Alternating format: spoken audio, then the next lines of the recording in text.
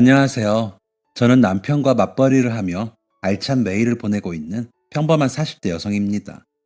힘들고 어려운 상황에 처한 아이들, 세상에 설 곳이 없어 음지로 내몰린 아이들을 위해 끊임없이 해결 방안을 고민하고 상처받은 아이들의 마음을 치료하기 위해 노력하는 사회복지사입니다. 얼마 전 제가 근무하고 있는 센터에 대학생들이 실습을 왔어요. 저는 그날 간단하게 인원을 체크하고 필요한 내용들을 전달해주기 위해 그 자리에 나갔는데 의자에 앉아있는 제게 일과 시작 5분 전 도착한 한 아이가 저보고 한번 드셔보시라며 식빵 하나를 주고 가더라고요. 이게 뭐니?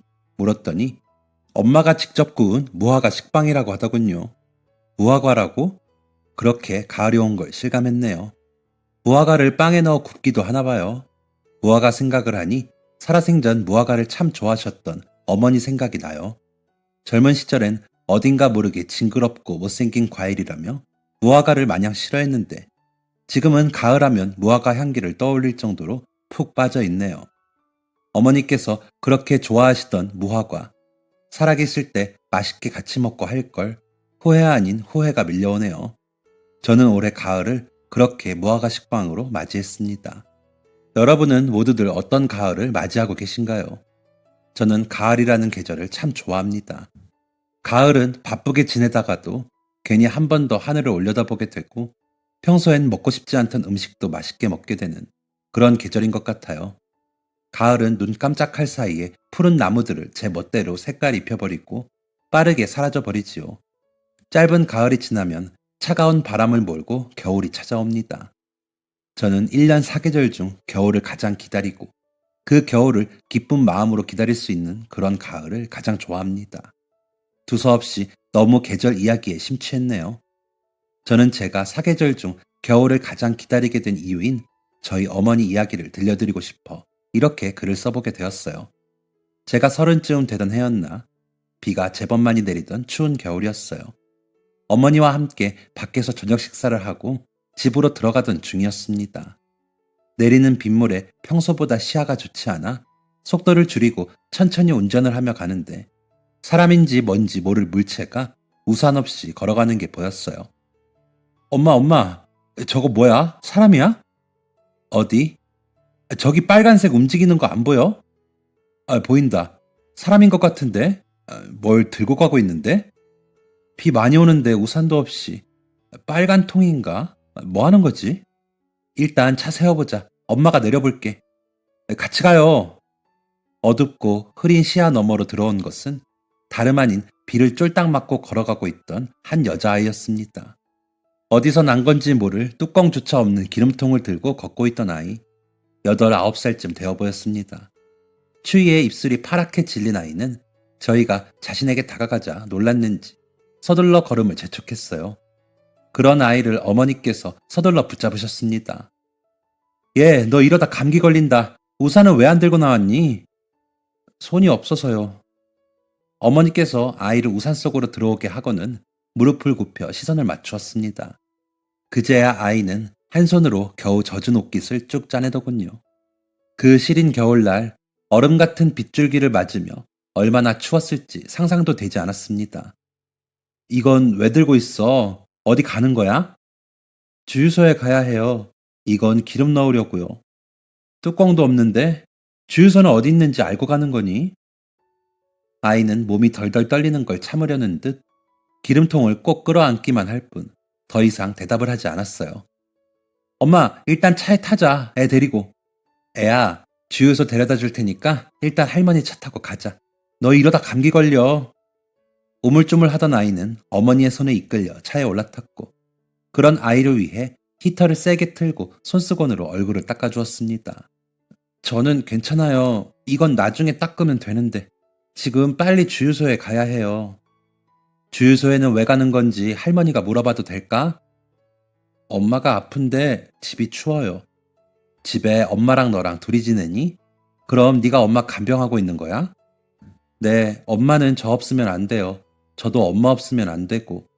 원래 보일러 같은 건 안 켜는데 오늘 갑자기 엄마가 너무 아프고 추워해서 보일러를 켜면 조금 덜 아프지 않을까요? 아이는 주머니에서 꼬깃꼬깃한 지폐 한 장을 꺼내 보였습니다. 아이의 손에 쥐어진 지폐는 다름 아닌 5,000원짜리였습니다. 이 추운 겨울 늦은 밤에 하나뿐인 엄마는 아프고 수중에 돈이라고는 5,000원 뿐이었으니 보일러 한 번 켜는 것도 기름이 없어 힘들었겠죠. 추위에 덜덜 떠는 아이의 손끝에 쥐어진 지폐를 차마 더는 지켜볼 수가 없더라고요. 너무나 안타까웠습니다. 그래, 집이 따뜻해지면 엄마가 틀림없이 좀 괜찮아지실 거야. 근데 기름통 뚜껑은 어디 갔니? 아, 이건요, 처음부터 없었어요.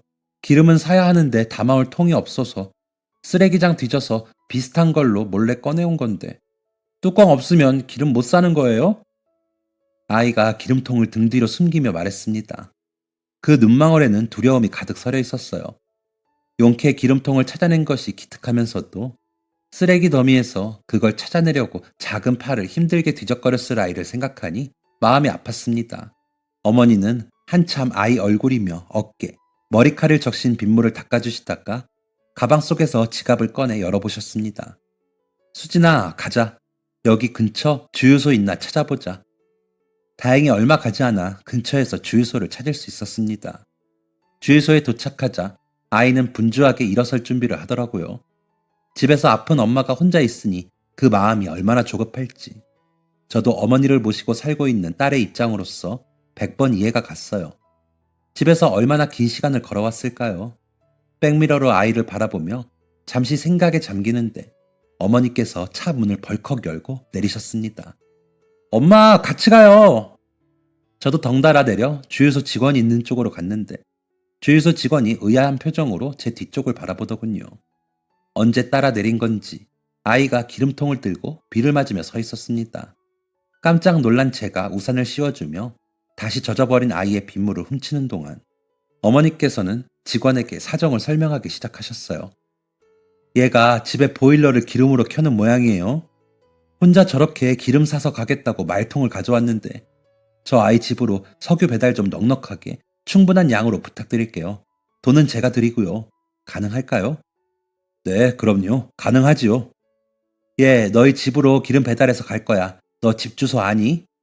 네, 알아요. 아이는 기름통을 땅에 내려두고 주머니에서 지폐를 꺼내면서 주소를 말했어요. 주소를 받아 적은 어머니께서는 지갑에서 현금을 몽땅 꺼내셨습니다. 그리고 아이가 손에 쥐고 있던 지폐 위에 그 돈을 겹쳐 쥐어주며 말씀하셨습니다. 오늘처럼 힘들고 누군가의 도움이 필요할 때 주저없이 쓰렴. 혹시 겨울이 가기 전에 기름이 떨어져서 보일러를 못 켜게 되면 여기 전화번호로 전화를 걸어 석유 배달해달라고 하고. 감사합니다. 네가 오늘 너희 엄마를 위해 낸 용기는 모두 저 하늘에 있는 별에 닿을 거야. 너의 그 마음을 본 별들이 너희 가족을 도와. 그렇게 엄마는 분명 건강해지실 거야. 할머니도 같이 기도할게. 그러니까 오늘 같은 마음으로 늘 꿋꿋하게 살아라, 아가야. 주유소에 석유 배달을 신청해두고 어머니와 저는 아이를 태워 아이가 살고 있는 집으로 향했습니다. 좁은 골목에 있는 작은 집이었어요. 아이를 내려주며 어머니께서는 몇 번이고 강조해서 말씀하셨습니다. 기름 떨어져서 보일러 안 켜지면 할머니 말대로 꼭 주유소 전화해야 한다. 알았지? 네, 감사합니다, 할머니. 그래, 얼른 들어가 봐.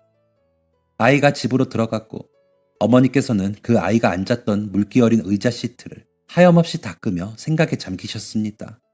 아무래도 아이를 그렇게 보낸 게 마음에 걸리시는 듯 보였습니다.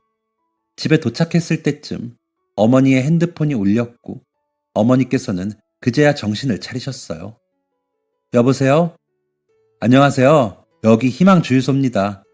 말씀하신 주소로 방금 석유 배달 잘 마쳤습니다. 당분간은 걱정 안 하셔도 될 거예요. 아이고, 네, 고맙습니다. 아까 부탁드린 대로 혹시나 그 애기가 다시 주유소로 전화하면 잘 좀 부탁드리겠습니다. 오늘 처음 만난 사이에 아무 인연이 없어 이렇게밖에 해줄 수 있는 게 없네요. 사장님께서 흔쾌히 알겠다고 해주실 줄은 몰랐는데 정말 고맙습니다. 네, 감사합니다. 그럼 수고하세요. 엄마, 주유소야? 응, 아까 내가 부탁을 좀 드렸어. 기름 배달하고 나면 전화 한 통 주실 수 있냐고. 배달은 잘 됐나 보네. 응, 당분간은 걱정 없을 거라는데 왜 이렇게 마음이 쓰이는지 모르겠구나. 나도 아까 비에 홀딱 젖은 채로 말똥말똥 나를 올려다보던 그 표정이 잊히지가 않네. 그런데 다시 전화하면 부탁한다는 말은 뭐야? 아, 혹시나 또 기름 떨어지면 추위에 떨면서도 보일러 못 켜지 않을까 해서 주유소 사장님한테 부탁드렸어. 애기 전화 오면 기름 배달해 주실 수 있냐고. 돈은 내가 입금할 테니. 어머니께서는 한숨을 푹 쉬면서 이제 우리도 집에 올라가자 하셨습니다. 침대에 누워서도 잠 한숨 못 주무실 것이 뻔히 보이더군요. 평소 아이들을 좋아하시던 어머니는 본인이 가지고 계신 건물 내부를 전부 아이들을 위한 공간으로 만들고 학원이나 놀이방 등 아이들과 관련된 세입자들이 들어오면 그들을 위해 임대료를 깎아주시기도 하면서 남다른 애정을 실천하고 계셨어요. 그렇게 평소 아이들에게 애정이 넘치는 저희 어머니가 비를 잔뜩 맞고 있던 아이를 위해 그날 베풀었던 온정은 어머니 기준에서는 너무 작고 부족한 사랑이었을 것입니다. 저 어린 나이에 아픈 엄마를 위해 보일러를 켜야겠다는 생각을 한다는 자체가 기특하고 이렇게 추운 날 그 얼음장 같은 찬물을 하염없이 몸으로 부딪혀가며 그 먼 거리를 걸어왔다는 게 너무 마음이 아파.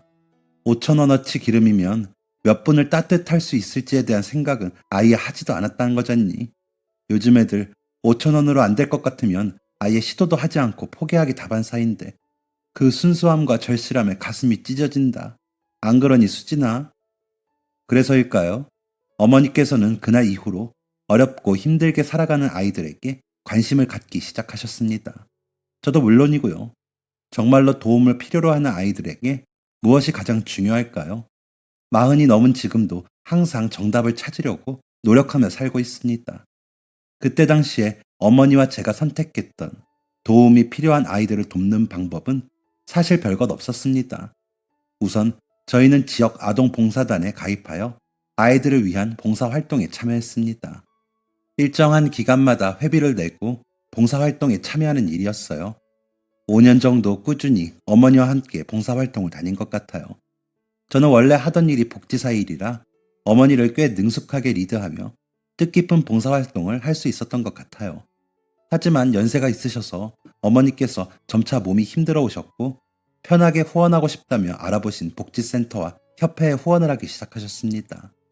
어머니께서 하시는 모든 일은 항상 제가 함께 했습니다. 건물주의 딸로 태어나 살아온 저의 삶은 재벌 3세의 삶처럼 화려하고 부유한 것은 아니었지만 또래의 친구들보다는 편안하고 유연했던 것 같아요. 제가 이렇게 유연하고 편안하게 살 수 있었던 것은 모두 어머니의 덕분이었기에 그 뜻을 감히 거스를 수 없기에 저는 늘 어머니의 그림자가 되어드렸습니다. 그리고 그렇게 멋진 삶을 살아가는 그 여인의 딸로서 어머니와 함께하는 그 시간들이 너무 값지고 소중했어요. 친구를 만나고 결혼을 하고 직장 생활을 하며 보내는 시간들도 물론 제 인생에서 빼놓을 수 없는 소중한 시간들이었지만 좋아하는 일을 나의 어머니와 함께 할 수 있다는 것은 말로 표현할 수 없는 영광이고 그 무엇과도 비교할 수 없이 반짝이는 순간들이었답니다. 저는 봉사활동을 하며 알게 된 한 남자와 마음이 통해 결혼을 하게 되었습니다. 남편의 직업도 저와 같은 복지사였어요. 항상 하는 생각이 같았고 굳이 말로 표현하지 않아도 마음이 잘 통하는 게 참 매력적으로 느껴지더라고요. 무엇보다 저희 어머니께 잘하는 모습에 더 마음이 갔던 것 같아요. 그렇게 뜻맞는 사람과 만나 결혼을 하고 저희 둘 사이에는 예쁜 아들도 생겼습니다. 아들 녀석이 5살쯤 되었을 때였어요.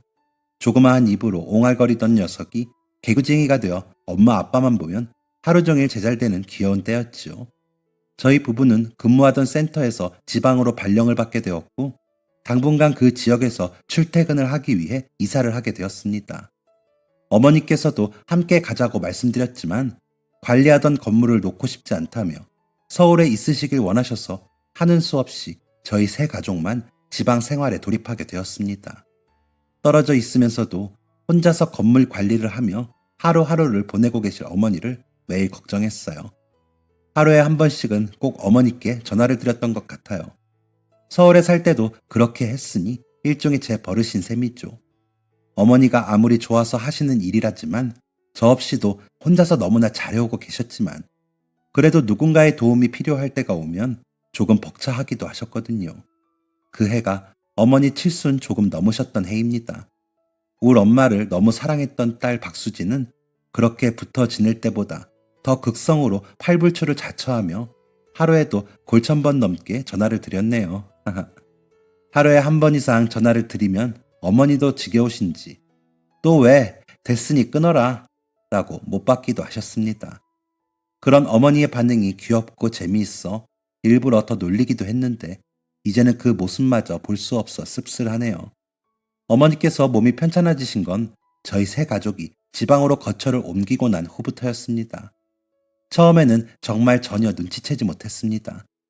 저는 어머니가 연기를 제법 잘하신다는 걸 그때 알았어요. 매일 통화를 하면서 그렇게 별일 없지 하고 여쭈었는데 사실은 아픈 몸을 숨겨가며 괜찮은 척 해오셨던 것이지요. 어머니께서는 얼마 전부터 몸이 좋지 않아 혼자 병원에 가보셨다고 합니다. 병원에서는 보호자를 데리고 오라고 했지만 너무 뒤늦게 몸이 보내는 신호를 알아챈 어머니께서는 딸에게 차마 현실을 말씀하시기 힘드셨을 거예요. 놀라서 달려간 병원, 상상했던 모습과는 너무 다르게 어머니께서는 건강한 얼굴을 하고 저희를 맞이하셨습니다. 엄마! 이미 서울로 올라오는 길부터 눈물이 흘렀지만 눈앞에 어머니를 마주하고 불러보는 엄마라는 단어는 저를 오열하게 만들었습니다. 40이 넘은 나이에 아이처럼 소리내어 엉엉 우는 딸을 어머니는 또 품 안에 보듬어 안고 달래주십니다. 어린아이 달래듯 등을 가만히 쓰다듬어 주시면서 무엇보다 지금 가장 울고 싶은 건 어머니 자신일 텐데도 말이지요. 제가 그렇게 목 놓아 우니 뒤에서 지켜보던 아들 녀석도 따라옵니다. 엄마, 왜 울어?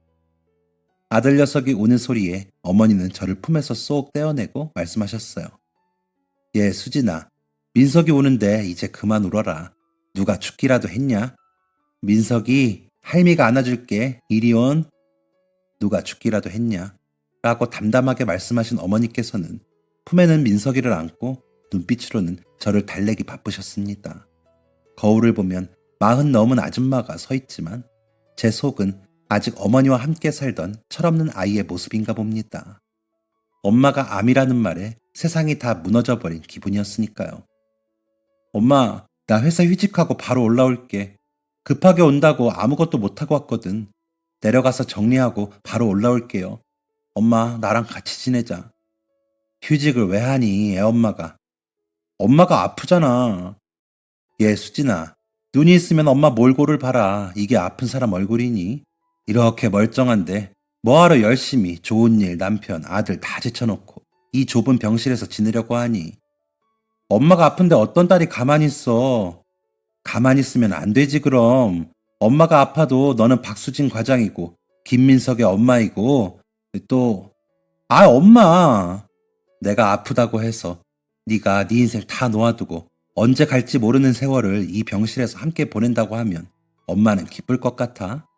엄마가 아프니 네 속이 어떨지는 나도 잘 알아.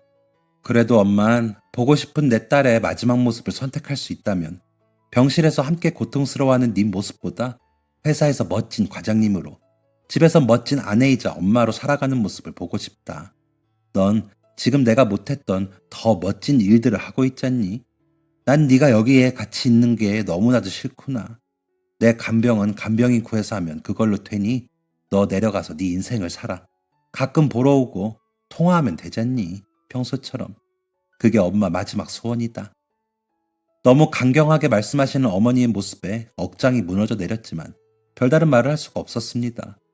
내가 암에 걸린다면 어머니께 그리고 다른 가족에게 하던 일을 내려두고 내 간병만 하라고 할 수 있을까? 그 질문을 스스로에게 해보는 순간 어머니의 말씀이 이해가 가더라고요. 병실에 남아 어머니의 곁을 하루 종일 지키고 싶은 것은 딸의 욕심이었습니다. 정말 내키지 않았지만 저는 어머니 말씀대로 간병인을 구하기로 했어요. 서울에 올라온 김에 병원 측에 이야기해서 간병인을 구했습니다. 깔끔한 외모에 병원에서 알려준 업체 사람이니 믿음직스러웠어요. 그렇게 말기암 환자인 어머니의 곁에는 생판 모르는 남인 간병인이 함께하게 되었고 저는 불편한 마음을 애써 누르며 일상으로 돌아와 하루하루를 보내고 있었습니다. 어머니의 배려 아닌 배려, 명령 아닌 명령에 강제로 병원에서 나와 집으로 돌아온 저는 그 덕분에 근무하는 센터에서 진행하고 있었던 새 프로젝트도 책임지고 마무리할 수 있었습니다.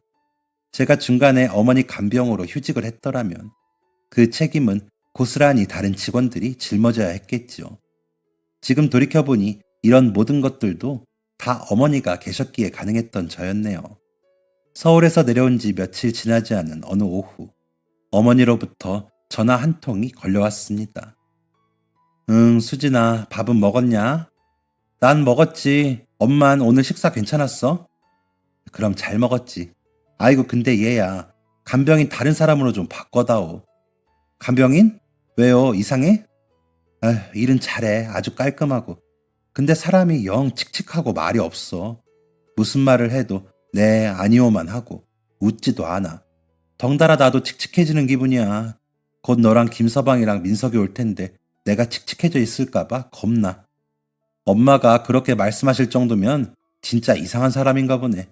알겠어. 내가 전화해서 사람 바꿔달라고 할게요. 며칠 동안 그 좋아하시는 수다도 못 떨고 힘들었겠네, 송 여사님. 말도 말어. 간병인이 마음에 들지 않는다며 걸려온 전화에 저는 왠지 모르게 마음이 답답해졌어요. 짧은 며칠이었지만 그동안 얼마나 참으면서 고민하셨을지 어머니의 성격을 너무 잘 알기 때문이었습니다.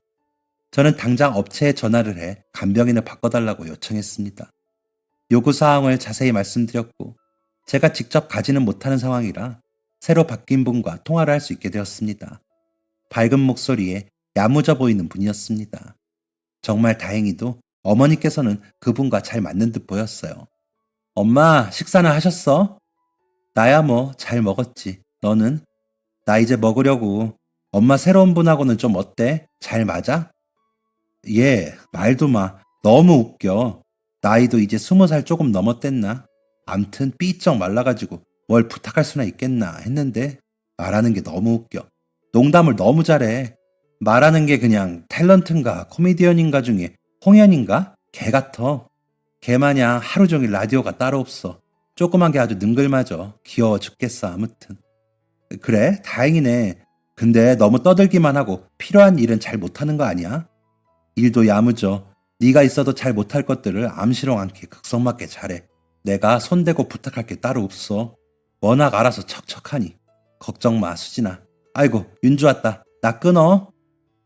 어머니께서는 새로운 간병인이 마음에 드시는지 숨도 쉬지 않고 제잘제잘 칭찬을 하셨습니다.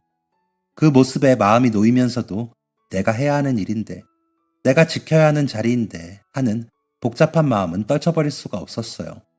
시간이 날 때마다 어머니와 통화를 하며 바쁘게 지내다 보니 석 달이라는 시간이 흘러 있었습니다. 그 시간이 흐르는 동안에도 어머니는 늘 밝고 기분 좋은 목소리로 제 전화를 받으셨고, 저는 그런 어머니가 정말로 괜찮으신 줄만 알았어요. 다시 생각해도 전 정말 바보 머저리 같은 인간이네요. 어머니의 상태가 좋지 않다는 것은 어느 날 간병인으로부터 걸려온 전화 한 통으로 알게 되었습니다.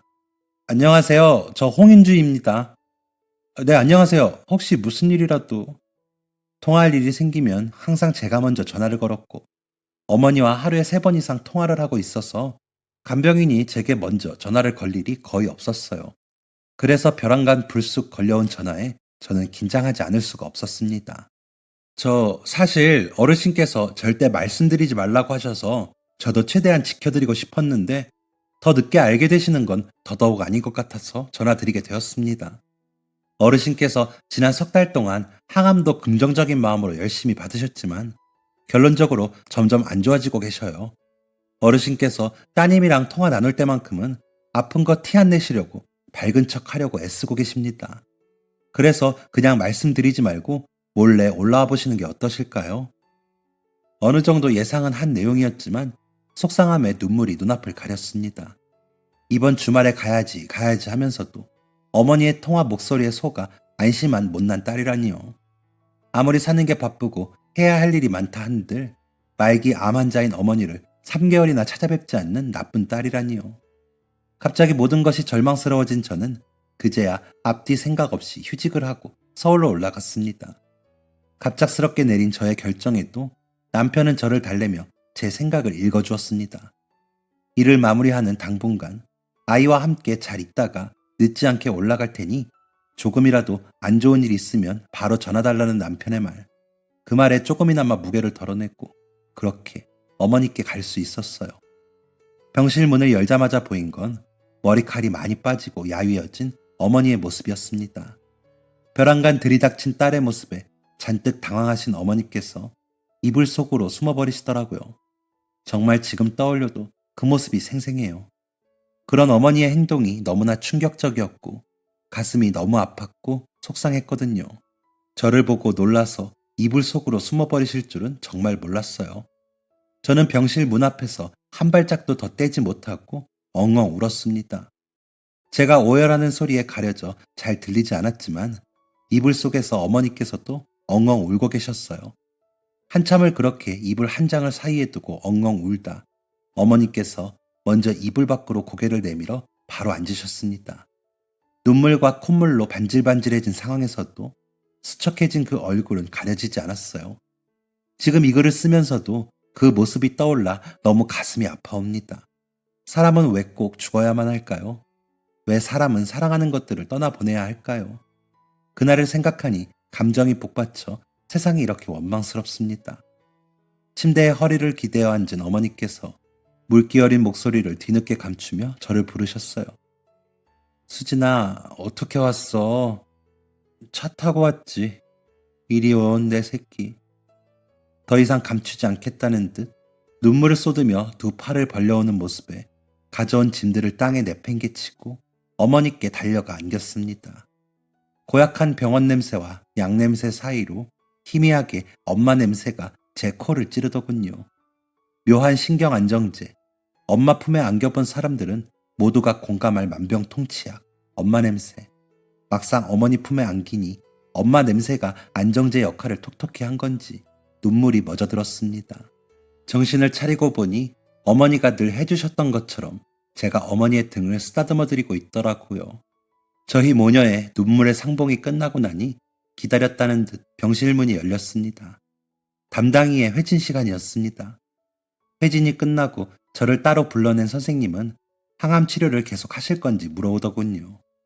선생님이 자리를 떠나고 혼란스러운 마음에 혼자 병실 밖에 앉아 있는데 누군가 제 앞에 멈춰 서서 인사를 건넸습니다. 저 안녕하세요. 홍윤주입니다. 그 소리에 고개를 들어 얼굴을 바라봤어요. 작은 얼굴에 오목조목 들어선 이목구비, 하나로 바짝 올려 묶은 머리. 어머니가 말씀하신 대로 바짝 마른 몸이었지만 표정 어딘가에서 야무짐이 느껴지는 얼굴이었습니다. 아, 안녕하세요. 전화 주셔서 고마워요. 덕분에 더 늦지 않게 올라올 수 있었어요.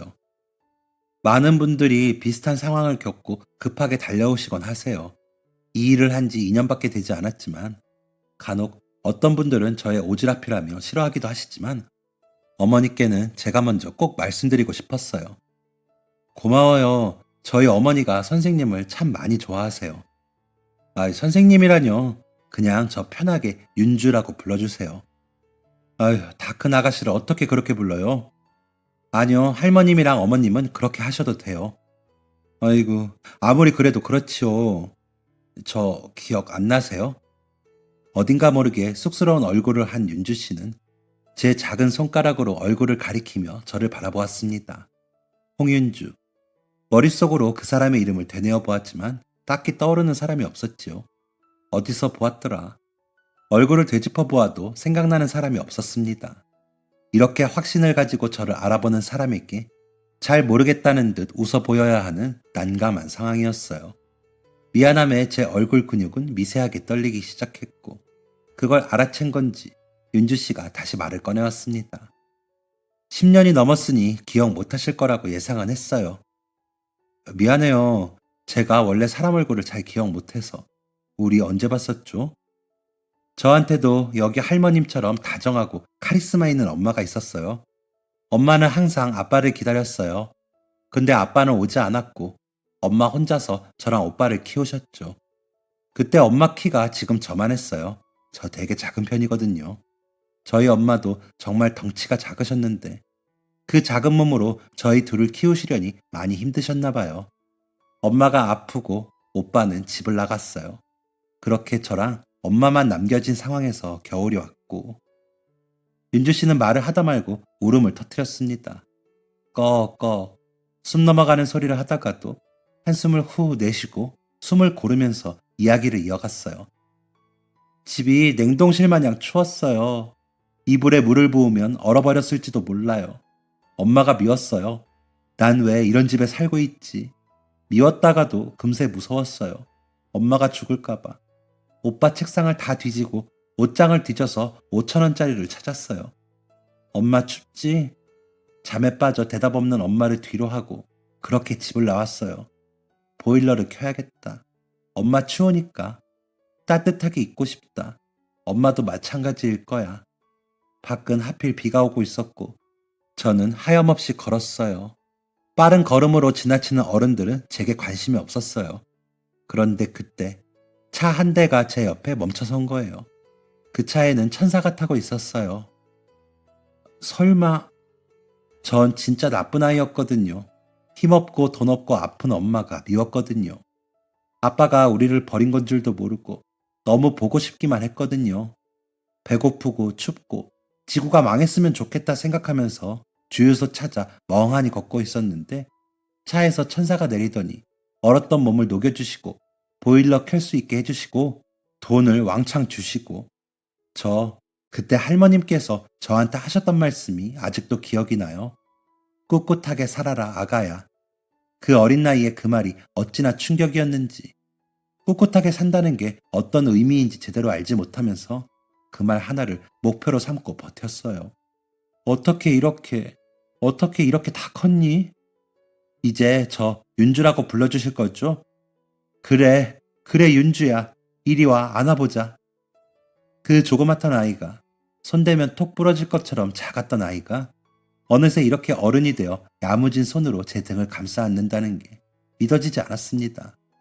세월이 그렇게 빨리 흘렀단 말일까. 알 수 없는 감정이 가슴속을 맴돌았어요.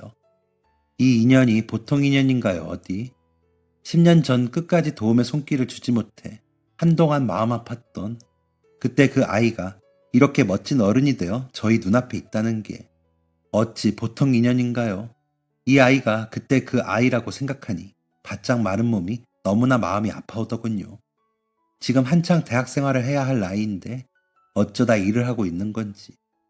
가만 보자. 너 어쩌다 이 일을 하고 있어?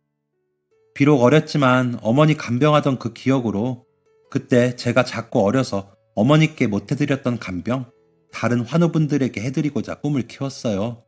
이렇게 할머님이랑 어머님을 만날 수 있게 될 줄은 꿈에도 상상하지 못했지만요. 네가 어려서부터 너무 고생이 많았다. 그 작은 아이가.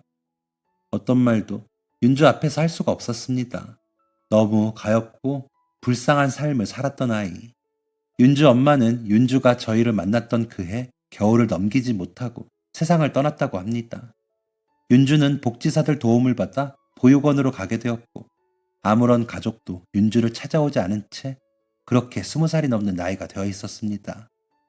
윤주와 그렇게 대화를 나누고 병실로 들어가 왜 진작 말해주지 않았냐며 어머니께 투정을 부리자 그제야 편하게 웃어 보이시던 어머니. 나만 좋으려고 그랬다 왜? 소녀처럼 개구쟁이처럼 장난스러운 표정을 지어 보이시는 어머니의 모습에 마음이 뭉클했습니다. 그냥 어머니께서 뭘 하시던 모든 행동이 다 가슴 찡한 그런 나날이었던 것 같아요. 이 녀석하고 네가 만났을 때 너한테 조금 더 울림이 있기를 바랐어. 어떠냐? 가슴이 벅차오르지 않니? 그때 그 녀석이 지금 우리 앞에 윤주처럼 이렇게 밝고 씩씩하게 자라줄 줄은 누가 알았겠어.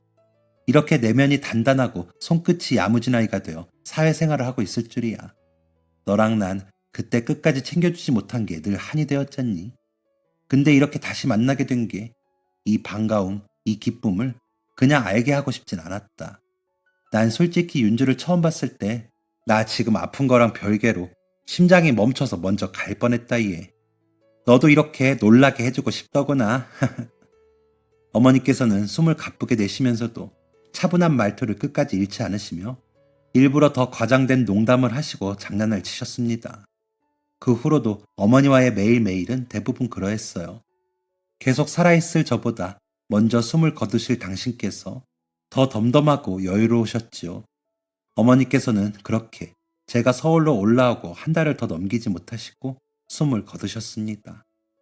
저는 물론이고 저의 남편과 저의 아들, 그리고 윤주까지 슬픔과 안타까움과 절망 속에서 꽤 긴 시간을 헤매었어요.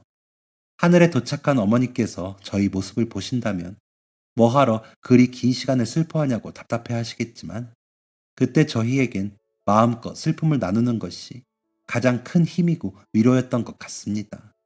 모든 그리움과 억울한 감정들이 차분해질 때쯤 어머니가 남기고 가신 유언이 생각났습니다. 송춘희 여사다운 우리 엄마다운 그런 유언이었어요. 얘 수진아, 나 가거들랑 우리 윤주 대학 좀 보내다오. 내가 가만 지켜보니 애가 머리가 영 똑똑한 것이 아닌데 일이 몸 힘들고 정신 힘든 일만 하고 평생을 살면 안 되지 않겠냐? 나 가고 나면 대학 학비 지원해서 윤주 대학 좀 보내라. 내 말 무슨 뜻인 줄 알지 너는? 어머니의 마지막 유언은 힘들게 그러나 꿋꿋하게 잘 커온 윤주를 대학에 입학시키라는 말이었습니다. 저는 못할 것이 없었습니다. 그리고 윤주 녀석도 못할 것이 없었지요. 할머님 유언이 그거라면 전 할게요. 무조건 해서 1등으로 대학 졸업할게요. 그래 윤주야, 네가 그렇게 말해줘서 너무 고마워. 우리 엄마 너 정말 좋아하셨어. 그리고 그날 비 홀딱 맞은 너 그렇게밖에 돌려보내지 못해서 늘 평생 한우로 삼고 계셨어. 이렇게 만나게 돼서 이렇게 인연이 닿아서 얼마나 다행인지 몰라. 꿋꿋하게 살으라는 말에 이토록 꿋꿋하게 자라준 네가 정말 고마워. 그리고 우리 엄마 좋아해줘서 정말 천사같이 살아온 우리 엄마 천사라고 해줘서 고마워. 엄마들은 먼저 하늘나라 가셨지만 남아있는 우리 둘은 꿋꿋하게 그리고 남들 위해 봉사하면서 멋지게 살자. 그때 살게 해주셔서 감사해요. 막 살고 싶어질 때도 게으르고 싶을 때도 항상 그때 생각하면서 열심히 살게요. 꿋꿋하게 살으라는 말, 그 말 하나로 이 악물고 버텼던 유년 시절이 아깝지 않도록 제가 존경했던 할머님, 어머님보다 더 멋진 사람으로 성장할 수 있도록 누구보다 열심히 살게요. 꼭 지켜봐 주세요. 저 지켜봐 주세요, 어머님. 윤주는 정말 진지한 얼굴로 자신을 지켜봐 달라며 제 두 손을 잡고 말해왔어요. 저는 그런 윤주를 위해 그리고 돌아가신 어머니를 위해 윤주의 곁에서 윤주를 지켜보기로 했습니다.